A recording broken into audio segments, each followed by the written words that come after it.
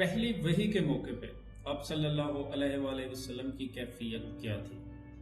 اسلام کی خاطر سب سے پہلے میان سے تلوار کس صحابی نے نکالی اور کون سے صحابی تھے جو اسلام میں سب سے پہلے شہید ہوئے؟ میں ہوں Mustansir Shahzad, Islamic history with MS میں آپ کو خوش آمدید کرتا ہوں۔ دوستو، آج کی اس ویڈیو میں ہم انہی واقعات کا تذکرہ کریں گے۔ حضرت خدیجہ رضی اللہ تعالی عنہ کے بھتیجے حکیم بن حزام ایک دن کہیں سے ایک غلام خرید کے لائے۔ انہوں نے وہ غلام اپنی پھپھو حضرت خدیجہ کو پیش کر دیا۔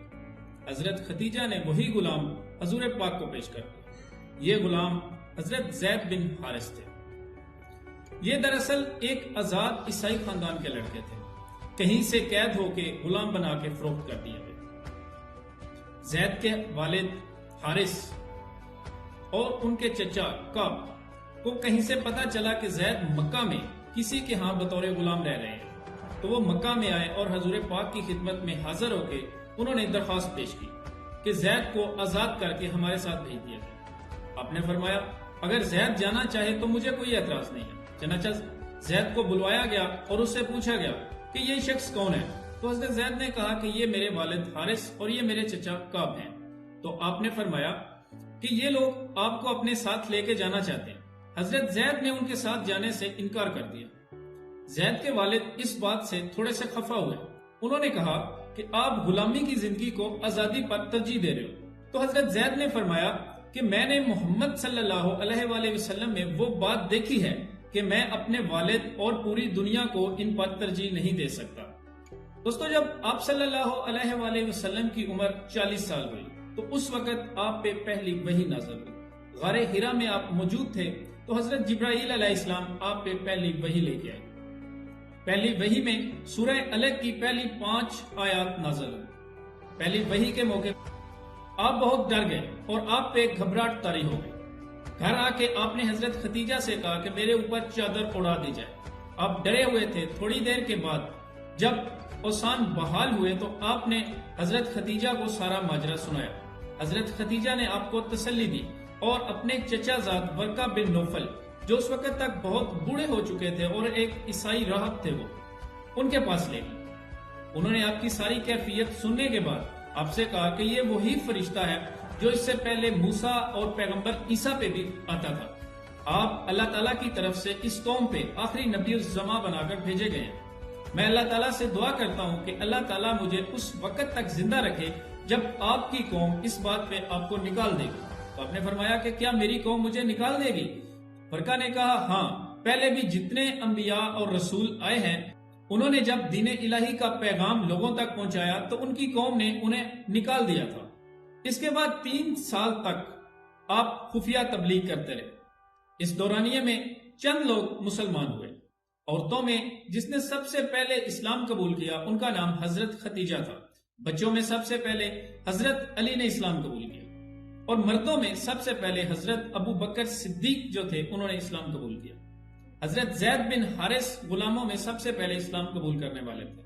اس کے علاوہ بھی چند اشخاص ایسے تھے، ان میں حضرت عثمان بن عفان، حضرت سعد بن ابی وقاص، حضرت عبد الرحمن بن عوف، حضرت زبیر، حضرت طلحہ اور چند اشخاص تھے جنہوں نے اسلام قبول کیا تھا۔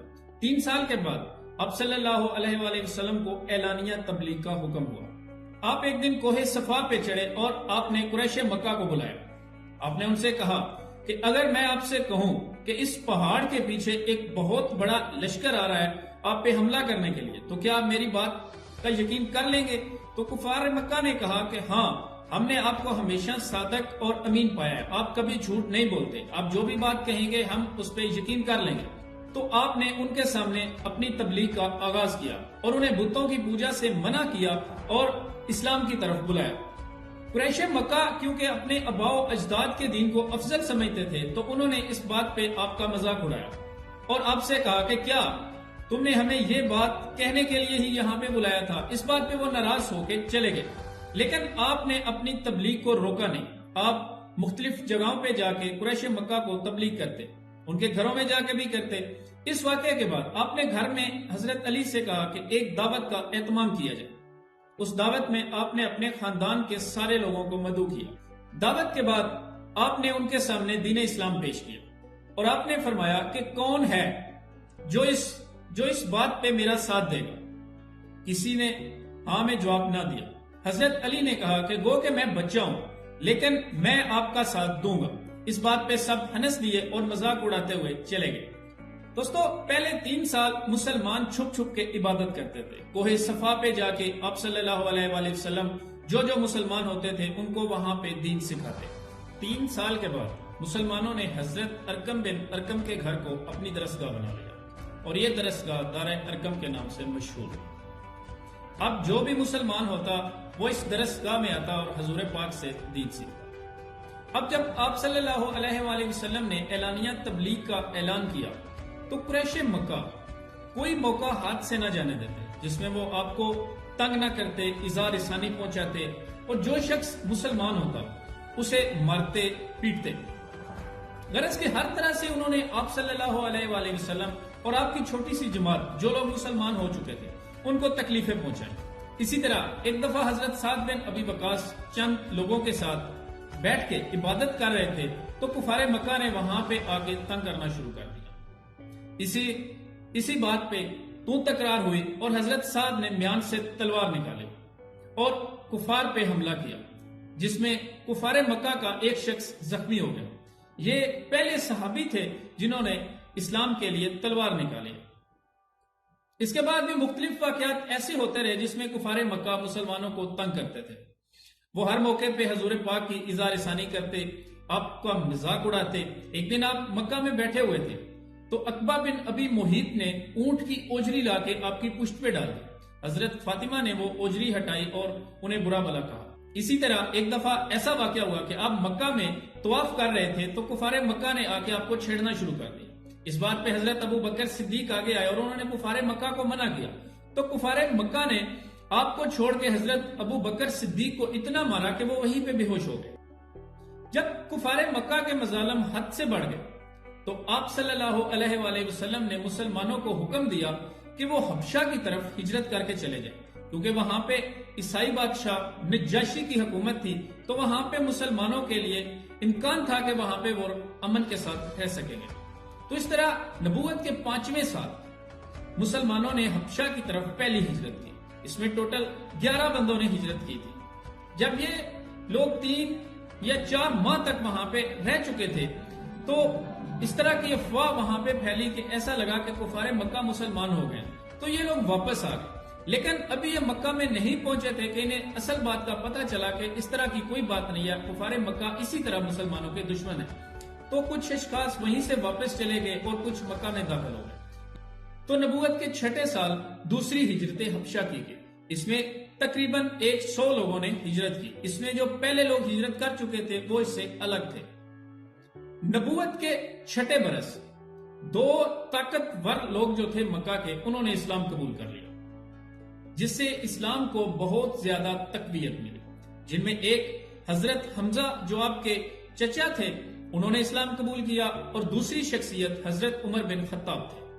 حضرت حمزہ کے قبول اسلام کا واقعہ کچھ یوں ہے کہ ایک دن آپ کوہ صفا پہ بیٹھے ہوئے تھے تو ابو جہل نے وہاں پہ آ کے آپ کو برا بھلا کہنا شروع کر دیا۔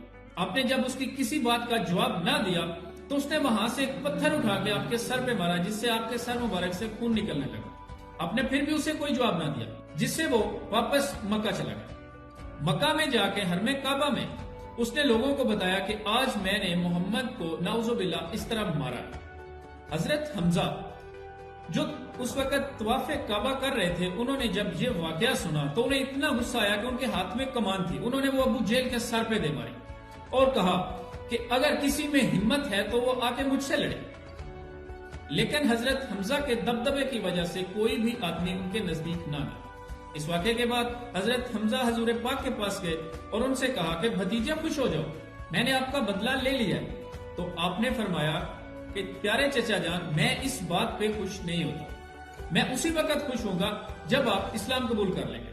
حضرت حمزہ اس وقت تو چلے گئے، لیکن ایک دن بعد آپ حضور پاک کی خدمت میں حاضر ہوئے اور کہا کہ میں اسلام قبول کرتا ہوں۔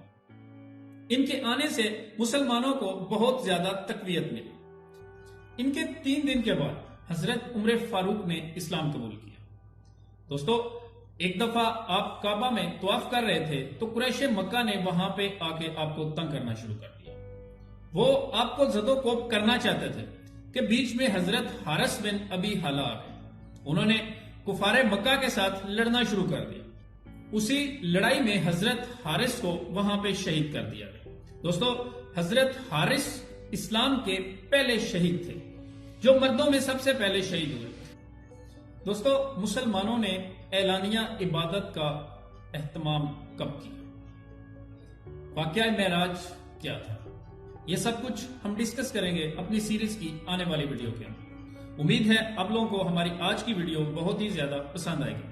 اس حوالے سے اگر آپ لوگوں کی کوئی بھی رائے ہو تو کمنٹ باکس کے اندر ہمیں ضرور بتائیے گا۔